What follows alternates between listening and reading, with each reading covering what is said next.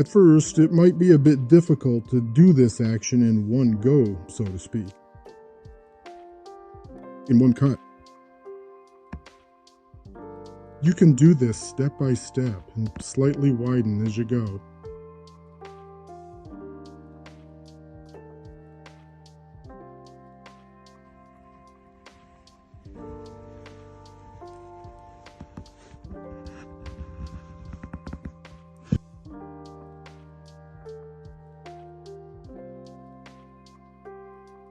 You can also make a second marking to use as a guide while you trim. But it's better to practice doing it this way right away without a second marking.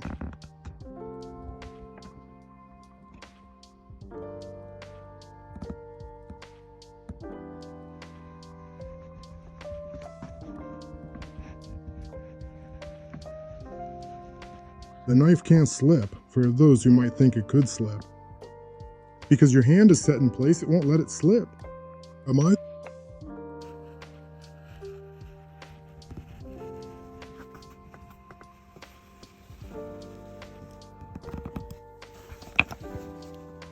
The next principle of the exercise. Don't do it with your heel, place your toe, and your hand should also be resting. And gently with your toe, but you need to have good lighting. And gently.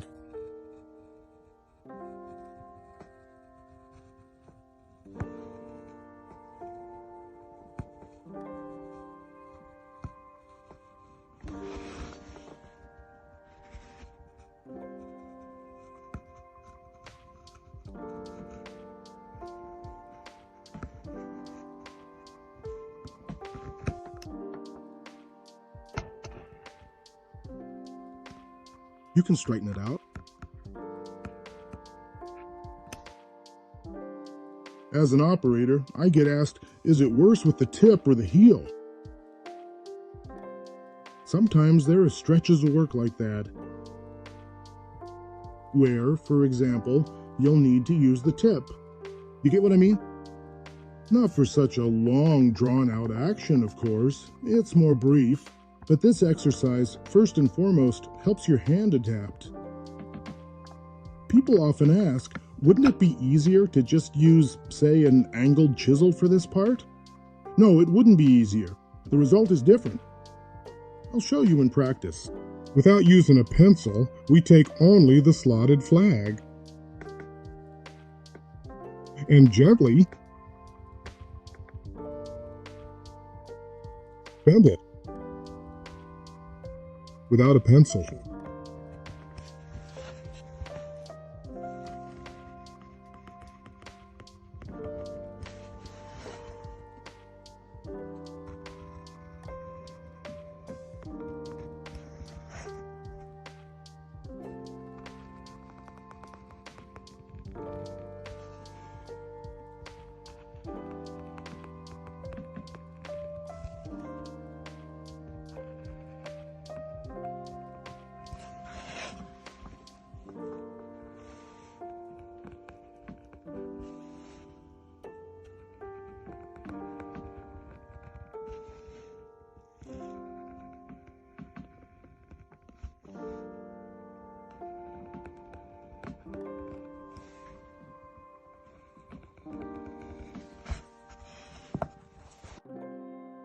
We start from the edge, and then we move outward. A thin tip,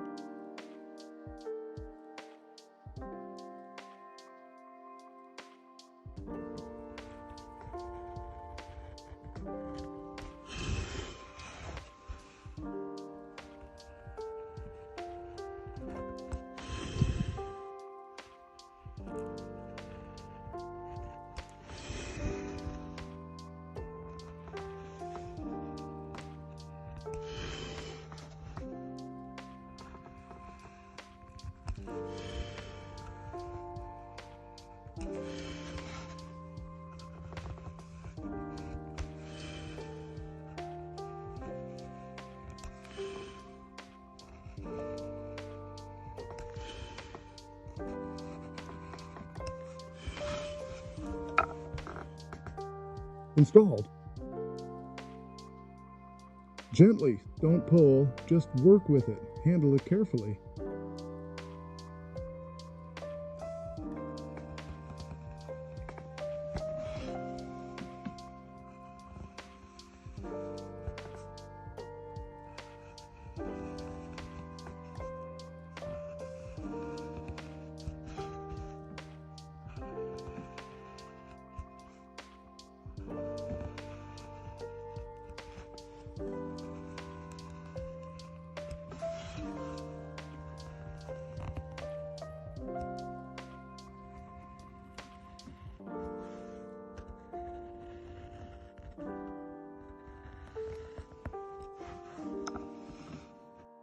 Loosen your hand.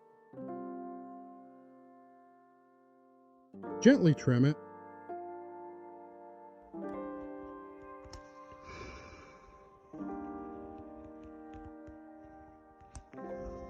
Keep your wrist relaxed, remember?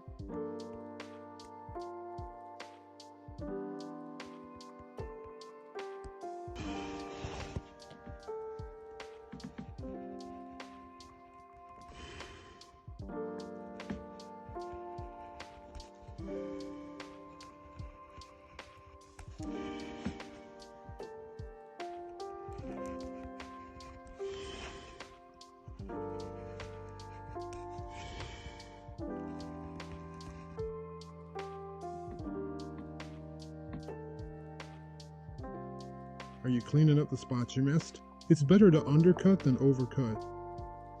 We distributed it to the middle. If we turned this way here, to the right, then here we work to the left from the middle.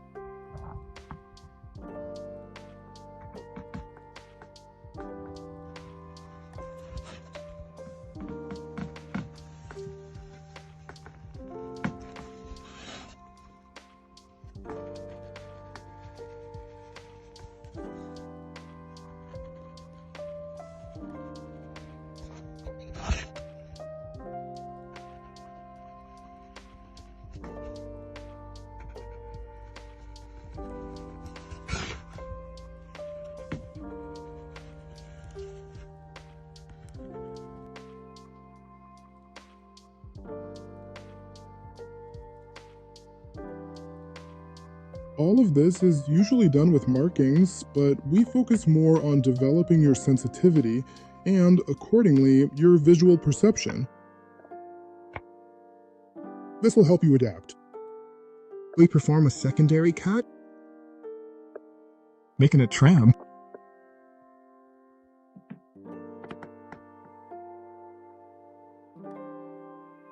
With the brush relaxed.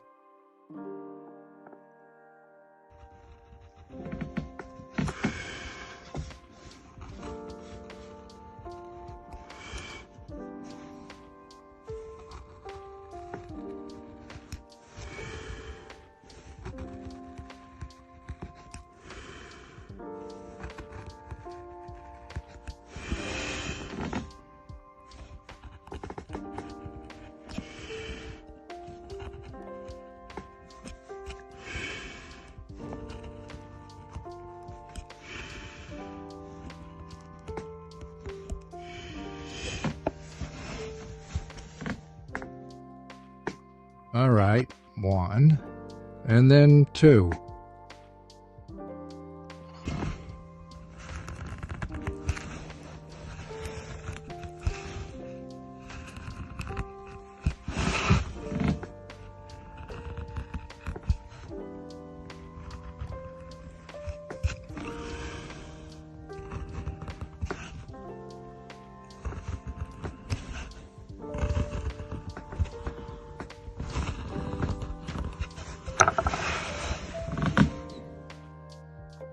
All right, let's go ahead and trim it down a bit, okay? Then we'll clean it up.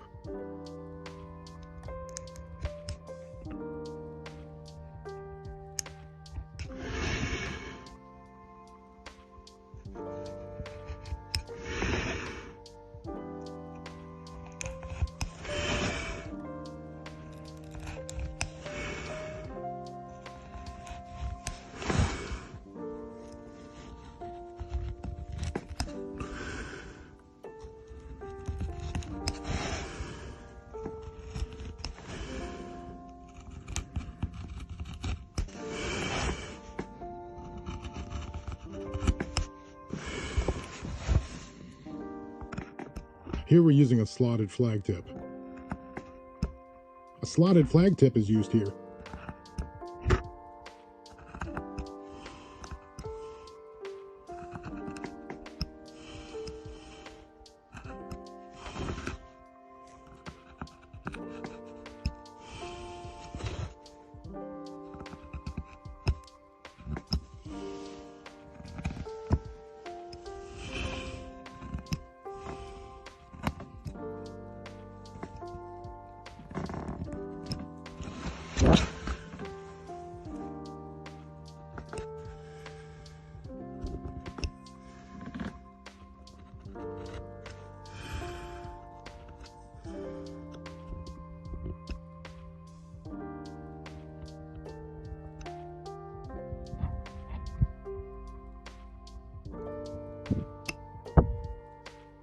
We check the following positions in the same way. With small parts, sometimes it's better not to cut all the way through so you don't accidentally chip the piece. Pay attention, the next exercise is without any markings. 1. Flip it over.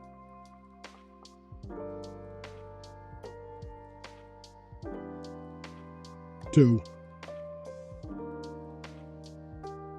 1.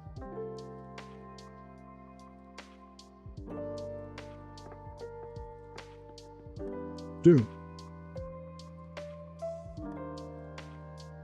1.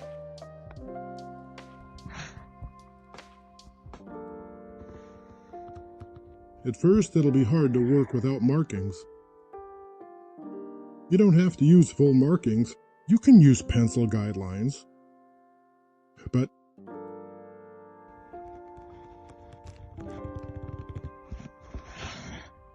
your main working knife, if you've learned the tool, understood its size,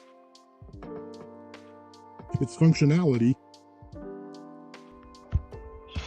this is going to serve as your absolute and complete reference point for everything. Please. We trimmed from the weaker part to the stronger part once. And they're relaxed.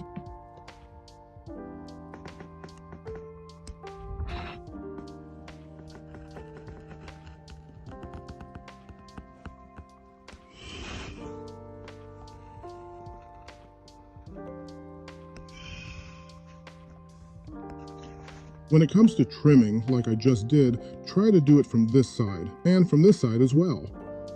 So you understand the difference. If you cut from this side, where I'm cutting now, the cut is more confident. Because if I trim from this side toward here, this part is weaker, and these corners can crumble. But if you just say it in words, that's one thing. It's another thing entirely. You have to try it yourself.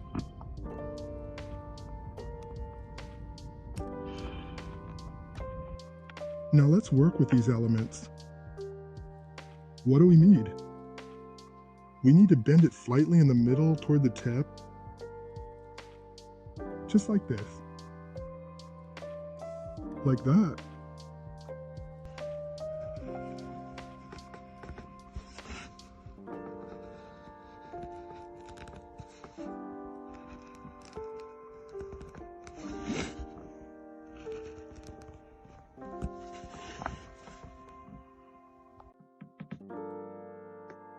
Try it with your heel. This is the weaker part. So it's not recommended to start from the tip. Therefore, it's better to start the action from here to here. From here to here. You should also make these kinds of cuts to understand that first, it can crumble here, and second, you might run into the adjacent element. Taking all of these factors into consideration, in such specific types of cuts, it is generally considered much better to carefully apply the core principle of this tip But you can also choose to flip your workpiece over and make a significantly more confident undercut on the other side of the material. You need to pay attention to all these details. That way you'll get a clean result. No matter how skilled we are with knives, flag chisels, through chisels, angled chisels, and so on, there are always those moments and nuances when it makes sense to use straight, semicircular, or short chisels. Why do you need them? So that you can start gradually learning the principle of what? That's right, the principle of point action. Exactly.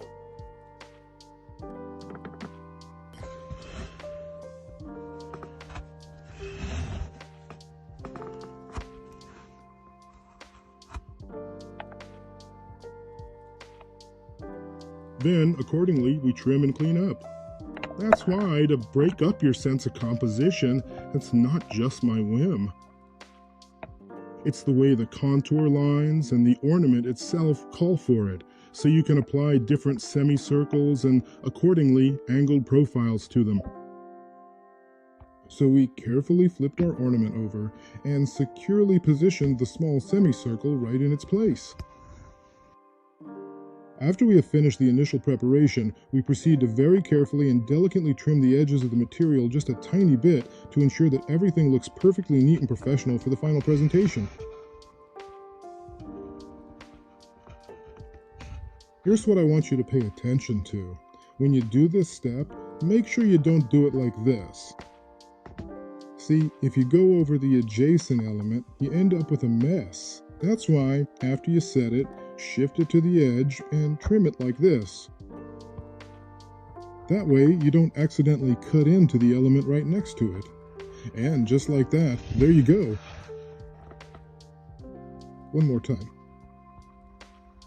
There. A neat little trim.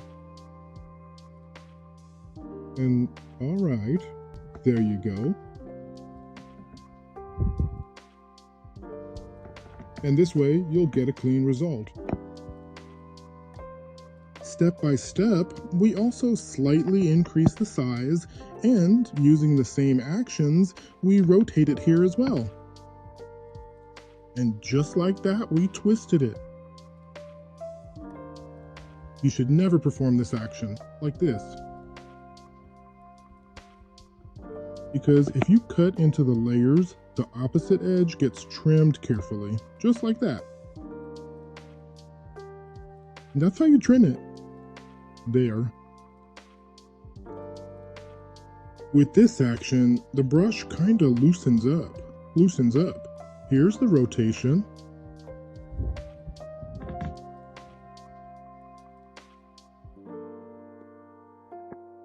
Like that.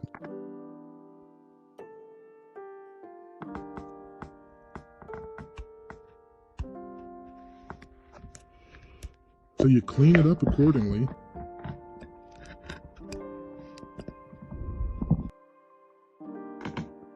So we've finished working on this side, now we're working here. We take a look, it's a bit too big, so we remove some, make a light pass, and trim it like this. Then we'll clean up here. Just a very quick and light pass over the surface.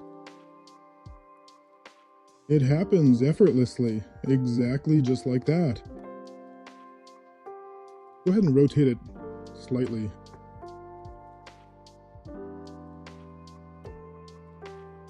And the list continues on in this manner. Carefully lift it up with the beveled edge and be absolutely certain to bundle it securely together again. Into the groove you've made.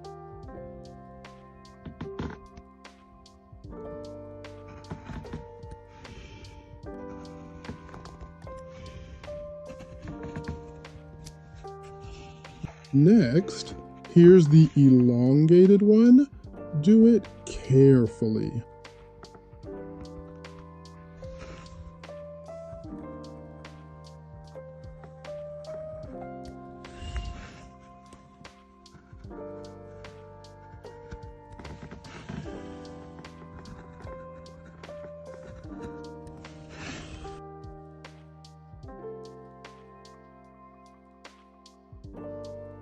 So with these grooves, repeat the process as well. The second pass effectively generates a striking visual effect of enhanced volume.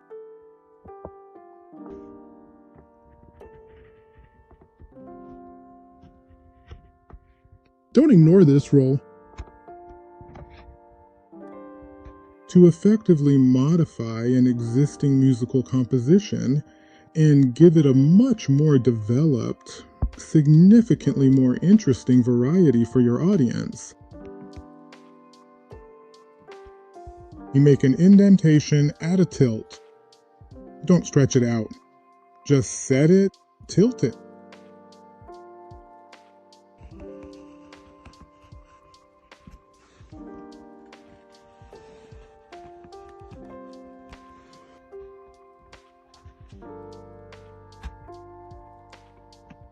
Chill.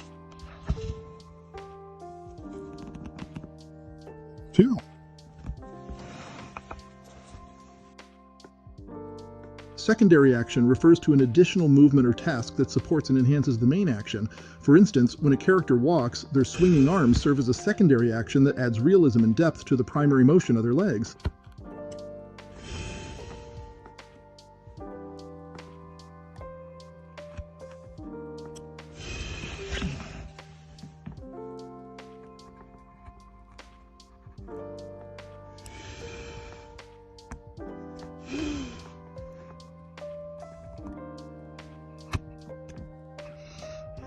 You can work in the way I showed, or you can do the same thing with the tip.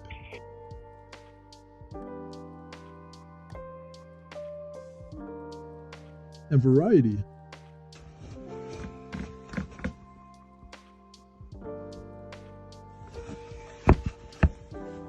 We set the existing notch, pressed down the heel, and tilted it.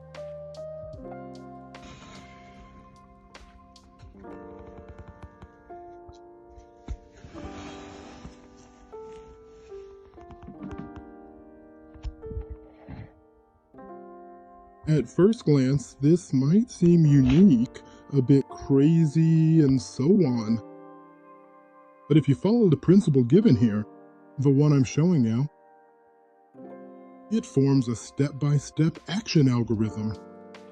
And over time, you'll get used to it, adapt, and be able to repeat it easily. At first glance, compositions that might seem really complex are actually not difficult. They also have an algorithm and combine geometric carving. We're trimming the line.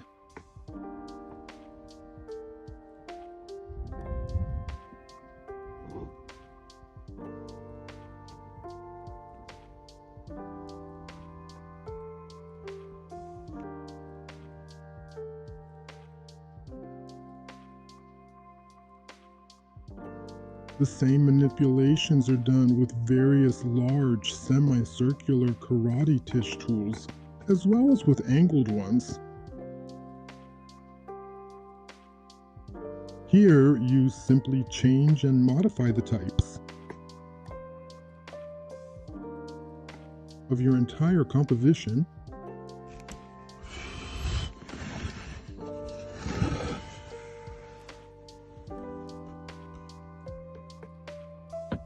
The cut adds to it.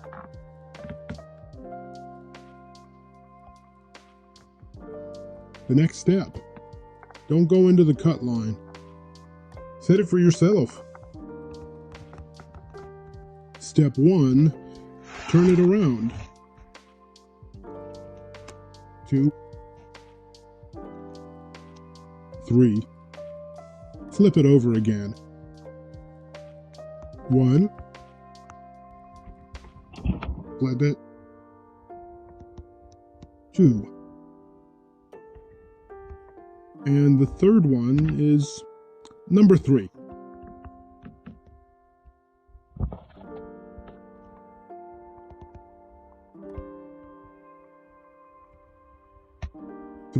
The main thing is not to break it. This little edge right here.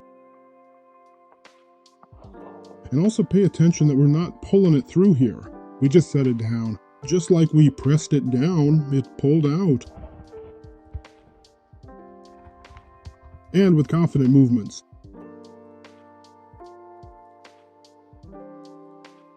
It's better to do this exercise along curved lines, not straight ones. 6. Training principle. Place your heel, set it, just lean forward. Place it, lean forward.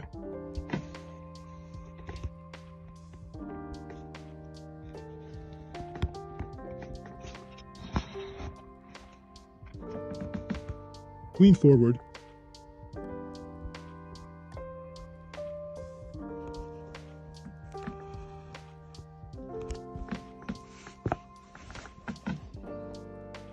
At one point in time, they simply took the tool and they cut it, and then they proceeded to cut it once again. It really is a remarkably straightforward and uncomplicated process that anyone could easily understand without much effort at all, because when you look at how they handle it, you realize just how truly simple the entire operation is from start to finish. We're practicing on an object with a semicircular short profile. What are we doing? Are you confident, Joke?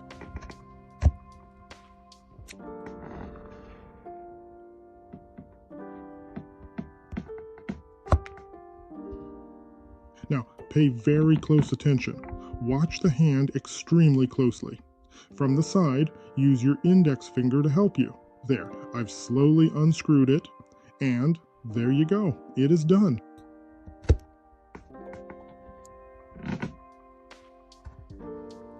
There you go. There you go.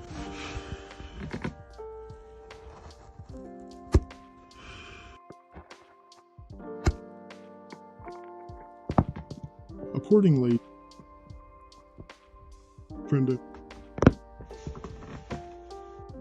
we move from a straight action to the principle of a gentle twist. But here, the fingers are placed. They rest here. And we also twist it. Twist it. At the end, when you come up right here, what do we do? You don't force it physically. Instead, you make a slight cut by doing this kind of motion. Just twist. The wrist relaxes. At the end, the wrist must relax. Обязательно кисть послабляете.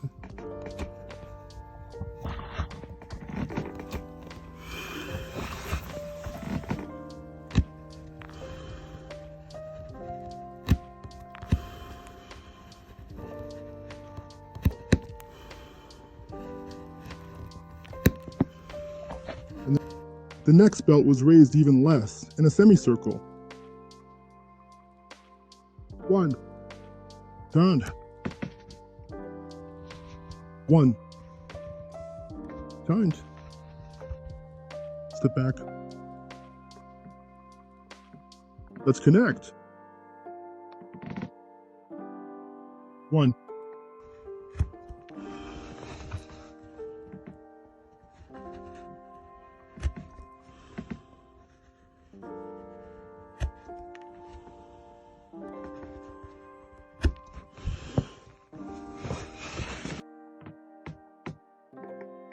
It's very difficult.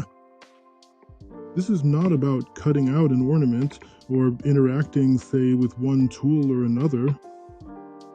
A lot of attention needs to be paid to this. It's the process of developing the hand itself. If you adapt and become sensitive to working with your hand, then you won't have any difficulties at all when it comes to handling various ornaments, lines, contours, and so on.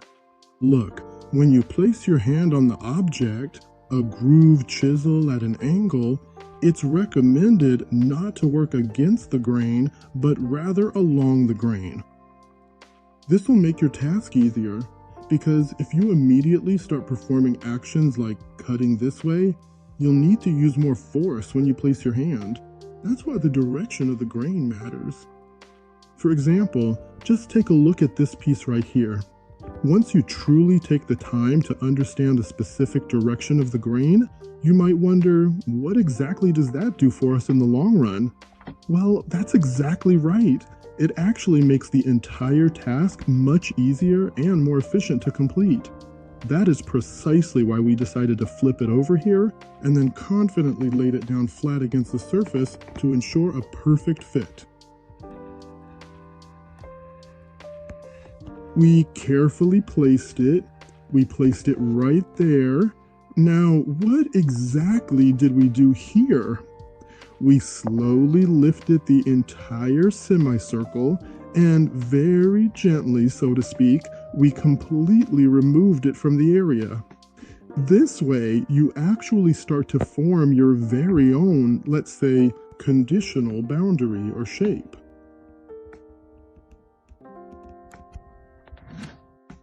Various compositional elements, and a wide variety of other factors.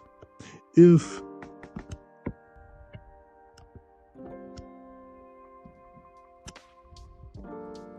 you watch closely and observe, you'll definitely succeed.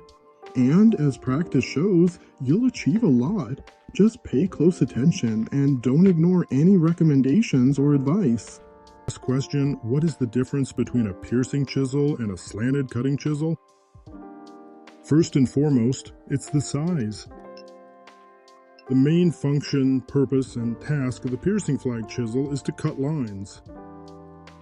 It undoubtedly works together with short, semicircular chisels, as well as with large, double-sided angle chisels. Absolutely.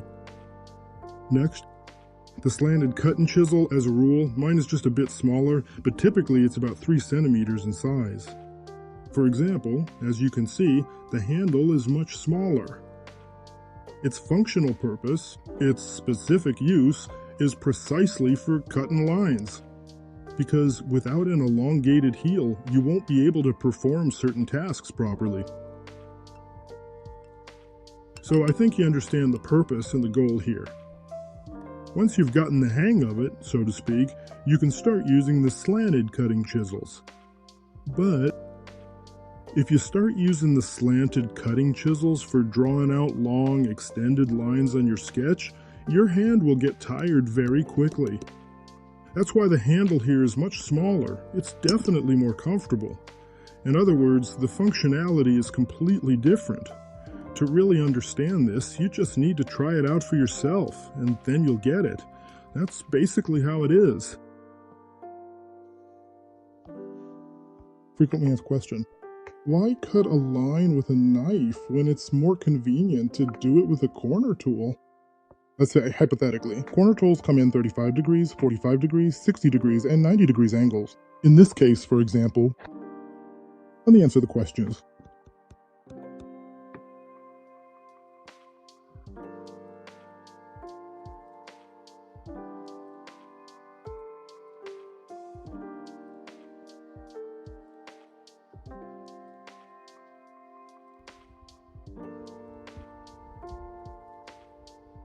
Even I, with a steady hand, still had the corner tool drift slightly to the side.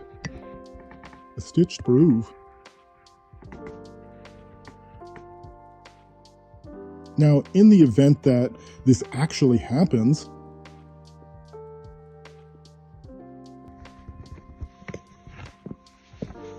if you look at it in practice, the line here is much straighter than it is here.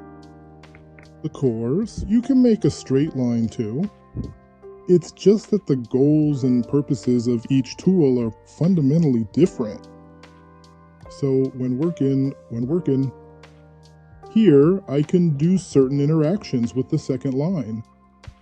Here, automatically, if I perform spot actions with, say, semicircular chisels, and when I do it a second time, I'll show you an example. For instance, we can look at operator 1, 2, 3, 4, 5, 6, 7, 8, 9, and 10.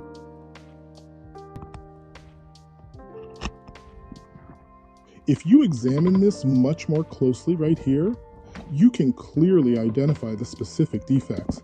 If we perform these exact same actions on a cut line,